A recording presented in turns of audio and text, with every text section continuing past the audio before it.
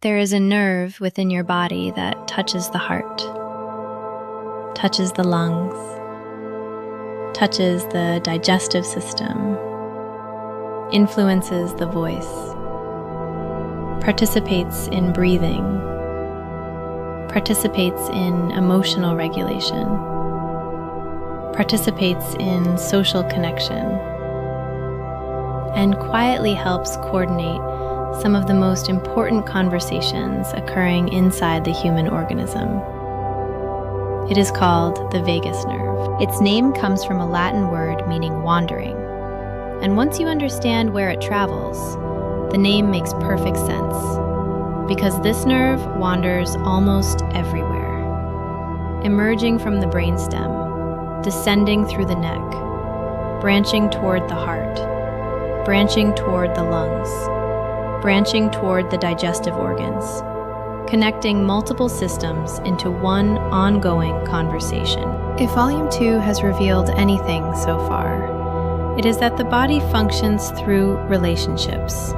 Nothing truly operates alone. The lungs influence the heart influences circulation, the kidneys influence balance, the ears influence orientation, the larynx influences communication.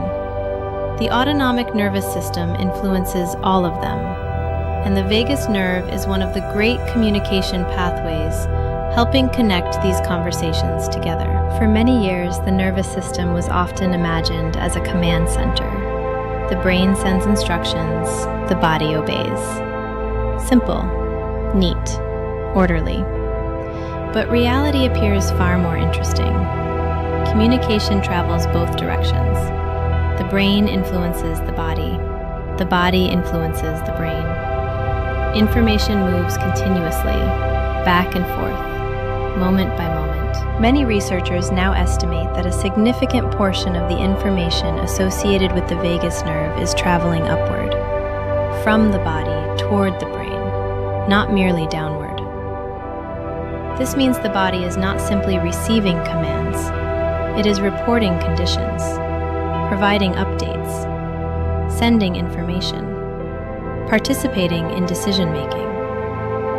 The organism is having a conversation with itself, and the vagus nerve is one of the primary messengers carrying those reports. This helps explain why bodily state can influence experience so profoundly.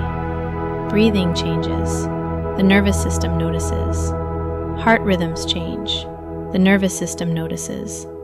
Digestion changes, the nervous system notices. The body is continuously informing the larger system about what is happening. The fascinating thing is that many of these processes occur beneath awareness. You do not consciously monitor every signal. The body handles that for you, quietly, efficiently, continuously. Yet the effects often become visible. A calm breath can influence how you feel. A stressful event can influence digestion. A comforting conversation can influence heart rhythm. A sense of safety can influence the entire organism. Again and again, we encounter the same principle. Everything participates. Everything communicates. Everything influences everything else. This brings us to an idea that has received increasing attention in recent years: the relationship between safety and regulation. Human beings often imagine safety as something external, a location, a circumstance, an environment. And certainly those things matter.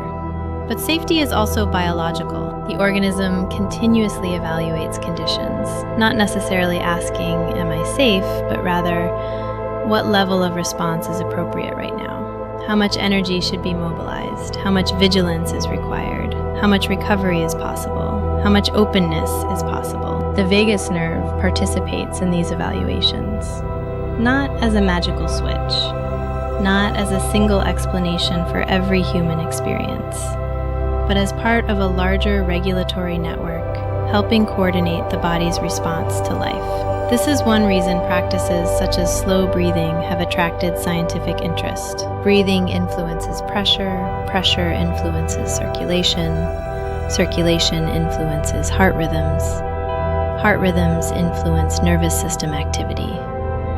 The organism responds as an integrated whole, no single system operating independently. One body, one conversation, one living network. The vagus nerve also touches something deeply human: connection. The same structures involved in breathing and regulation are also involved in communication, voice, facial expression, listening, social engagement, the ability to connect with another person, the ability to signal safety, the ability to receive safety. This is fascinating because it suggests something many people have intuitively known for a long time. Human beings regulate one another. A calm voice can help calm a nervous system. A warm smile can help soften tension. A trusted presence can change how an experience feels. Not because one person is controlling another, but because biology is relational. The organism evolved within connection. The body expects relationship. The body expects communication. The body expects participation. Perhaps this is why isolation often feels so difficult, and why genuine connection can feel so nourishing. The nervous system is not simply processing information. It is participating in life, and life is relational. The vagus nerve reminds us of this beautifully, a wandering messenger carrying information between systems, linking breath and heart, linking voice and connection, linking physiology and experience. A living reminder that the body is not a collection of separate parts. It is a conversation, a dynamic exchange occurring every moment of every day. And perhaps the more we understand that conversation, the more compassion we develop for ourselves. Because many of the experiences we struggle with are not signs of failure. They are signs of communication. The organism attempting to inform us. The body attempting to participate. The nervous system attempting to adapt. The wandering messenger doing exactly what it was designed to do, connecting the many parts into a functioning whole. Somalume. The body is not speaking in separate voices. It is speaking as one conversation.